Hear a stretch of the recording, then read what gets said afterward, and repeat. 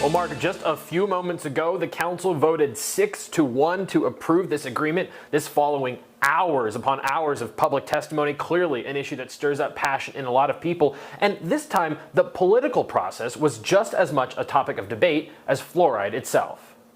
Originally, the proposal consisted of two parts. One, a grant agreement. Nonprofits offered the city $4 million to fluoridate the drinking water. Two, an ordinance committing to fluoridation. This was classified as an emergency ordinance, meaning it would need 5 of 7 members to vote yes, and it could not be vetoed. But there was pushback to that ordinance, which it turned out wasn't required anyway. We don't actually need an ordinance in order to move forward on fluoridation.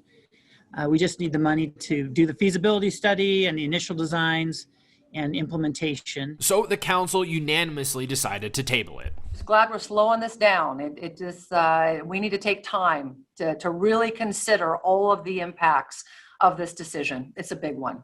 We're not slowing down moving towards fluoridation, but we're slowing down the final decision. And essentially we realized that we didn't have to make that decision right now. But they are still making a decision on that grant agreement. So what does that mean? If approved, the city gets access to that $4 million.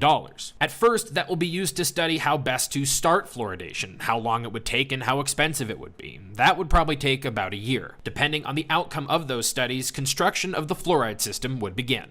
Essentially, we would be on the path towards fluoridation unless 4 members of the council decided to go off the path. Construction could take another 3 years. Then fluoridation would actually start and continue for at least 20 years. The council can still decide to pull out of the deal at any time, but depending on when that happens, the city would have to pay back some or all of the grant money. That concerned some local leaders. Not only are we bypassing the voters, but we're locking them into a long-term grant agreement that's going to be costly for us to back out of later on. In a way, it holds us hostage. If we accept this money and we make any changes and decide not to carry through, even over 20 years, yeah, there are so many strings attached to this. We have to be able to pay it back. And I have a problem with that. This all prompted hours of debate during public testimony, many eager to get on with fluoridation and to see the health benefits. When I was a teenager here in Spokane, I was averaging no less than 1 cavity a year, and a requisite filling, of course, until I was 18.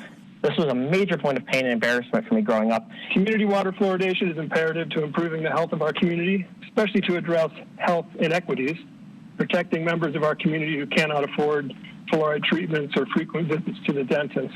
Others don't want fluoride added and were especially upset that the issue isn't being put on a ballot. This betrayal and deception you are perpetrating on the citizens of Spokane will be a terrible legacy for this council.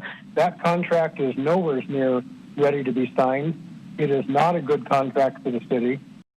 But at the end of the day, this agreement passed. Councilmember Michael Cathcart, who you just heard a moment ago expressing his concerns, the only no vote, meaning the process towards fluoridation in Spokane has now officially begun. Again, not a guarantee that the city will actually completely go through with it, but it would require several council members to change their mind. Also, one more thing, this is not something that the mayor can veto. Mark, Regina?